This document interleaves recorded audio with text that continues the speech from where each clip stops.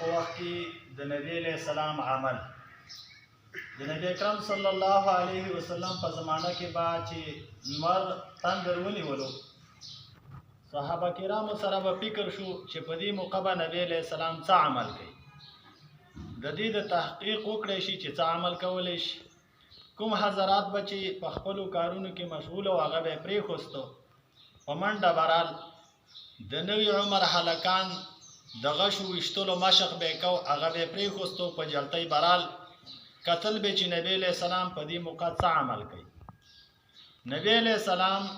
2 رکعاته د کسوف د نور د تورېدو مونځ وکړو دومره اوږد مونځ یې وکړو چې خلک پکې بېهوشه شو په مانځه کې نبی علیہ السلام جړل او ویلې ای ربه آیا تا ما سره د دې وعده نه ده کړې چې ته به دې خلکو ته زما په موجودګۍ کې عذاب نه ورکې او په داسې حالت کې به عذاب نه ورکې چې دی استغفار غواړي د سورة انفال آیات دی وما کان الله لیعذبهم وانت فیهم وما کان الله معذبهم وهم یستغفرون الله به د خلکو العذاب نه ورکې چې پیغمبر ته پکې او الله به د خلکو العذاب نه ورکې چې دی استغفار غواړي رونو دا منګه ته شریعت اسلام یو سبق راکړي چې کله حالات راشي عذاب راشي نو په دغه موقع څه کول پکار نن مسلمان لګې دی د کافرو پیښې کوي مسلمان هغه خپل استاد کافر جوړ کړی دی کافر چې د عذاب په موقع څه کوي حق خبرې مسلمان خلکو ته ښیي چې دا کارونه کول پکار حال دا دی چې زمونږ قائد زمونږ لیډر زمونږ پیغمبر منګه ته د هرې مسئلې حل ښودلی اوس نور تورېدل عذاب دی نو په دې موقع نبی علیہ السلام څه عمل کړی دی مونځ یې کړی دی دارنګي سپومۍ تورېدل عذاب دی نو په دې موقع محمد رسول الله مونځ کړی دی دا اوس یو عامه وبا راغلی د کرونا وایرس دا عذاب دی او په پوره دنیا باندې دا عذاب راغلی دی نو په دې موقع باندې موږ او تاسو ته حکم دا دی چې د دې مصیبت مخه موږ او تاسو نیسو نو یو په هغې کې د هغې دپاره عمل مونځ کول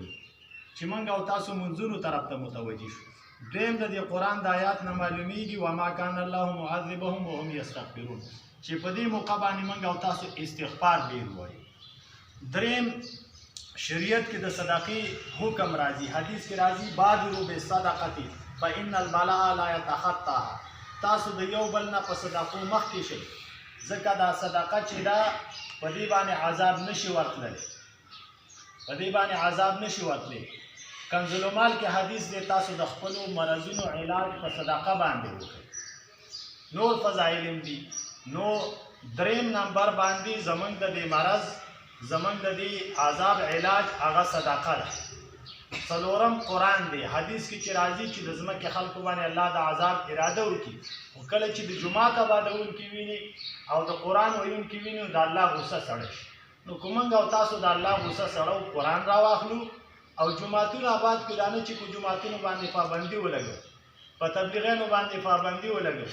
او په میډیا باندې یو بکواس شروع دی یو غلط سازش شروع دی او کافر دا شی کوي یا د کافرو چمچې دا شی کوي پخوا دور کې چې د دین خلاف کړی نو د صحابو دشمنانو کړی او نن هم په پاکستان کې د صحابو دشمنان لګې دي او هغوی د تبلیغ خلاف بکواسات کوي تبلیغیان پر امن خلک دی موږ په ملک کې تفرقه بازي نه غواړو فرقه بازي نه غواړو خانه جنګي نه غواړو موږ په خپلو د الله په کورونو کې دننه خپل عملونه کوو او دنیا ته وایو چې موږ او تاسو خو د الله د عذاب نه خلاصېږو نو په نیک عمل باندې به خلاصېږو کم خلک چې وایي چې تبلیغیان دې بند شي جماعتونه دې بند شي دا خلک بالکل د اسلام سره د دوی ذره بره تعلق نشته دی د جماعت په بندېدو باندې د رب عذاب نه واپس کېږي په مونځ بندېدو باندې د رب عذاب نه واپس کېږي د تبلیغ په میشن ودرولو باندې د رب عذاب نه واپس کېږي کم خلک چې هغه په ایران کې دي او د هغې ناراضي او هغه بیماران دي زمونږ وطن ته په هغې دې پابندي ولګي هغه بارډر دې بند شي د هغې دپاره بندیز نه او زما تبلیغیان چې دننه د الله په کور کې ناست دي هغه شرمیږي او هغه له وال ورکولی شي او هغه تړلی کېږي او هغې له سزاګانې ورکولی شي که هغې کې بیماره ښکاره شو نو په پوره پاکستان کې څومره بیماران دي په هغې کې یو څو کسان په تبلیغینو کې دي نو ولې څه دغه خو نه ده ګنې چې تبلیغي به ترې بچ کېږي او نور ټول خلک به بیماري به پرې راځي. تبلیغي هم د الله بنده دی په هغې به بیماري راځي. څنګه چې د نورو بیمارانو سره د هغې علاج پکار دی، هغې ته توجه کول پکار دي، د هغې احترام او اکرام سره خدمت کول پکار دي. دغسې به د تبلیغین کې دا نه چې تبلیغي به شرمومه چې تا باندې ولې مرض راغلی دی او د نورو به عزت کو. دا طریقه بالکل یو د دشمنۍ طریقه ده، یو د دین د شرمولو طریقه ده. موږ د دغه خلکو په سخت الفاظو باندې مذمت کوو. الحمدلله موږ اوس هم پسې روزه کوو. دننه مشرانو چې موږ ته کومه طریقه ښودلې ده موږ بار چا سره اختلاط نه کوو، بار ګشتونه نه کوو. دننه خپل اعمال کوو، خپل مونځ، خپل اودس، خپل قرآن، خپل د دین خدمت کوو. د چا په کار کې موږ کار نه لرو او خلکو ته دا پیغام ورکوو که تاسو دا عذاب د الله ستنول غواړئ نو دغه طریقې د تما وښودلې چې قرآن راوالی، صدقه وکړئ، مونځ شروع کړئ، توبه وباسئ، استغفار وکړئ چې الله عذاب لرې کړي. او د ټولو نه لویه خبره که څوک د دې ملک نه کورونا ختمول غواړي، زنا په دې ملک کې شروع د هغه دې ختمه شي، بې حیایي په دې ملک کې شروع د هغه دې ختمه شي، شراب دې ختم شي، د شرک اډې اوس هم آبادې دي، د شرک اډې دې ختم شي، رشوت دې ختم شي. په دې باندې د رب عذاب د پکې کم د رب د عذاب دپاره چې کم شیونه دي هغه هغسې دي. بل دا چې ته ځای په ځای باندې دا خلک مواد تقسیموي، په هغې کې دا خلک یو بل کې نوتي دي، په هغې پابندي نه لګي، یو په جومات باندې پابندي لګي. په امام باړو کې خلک یو بل کې ننوتي دي، په هغې پابندي نه لګي، یو صرف په دې باندې پابندي لګي. بهر حال موږ دنیا ته دا میسج ورکوو چې موږ پر امن خلک یو، زمونږ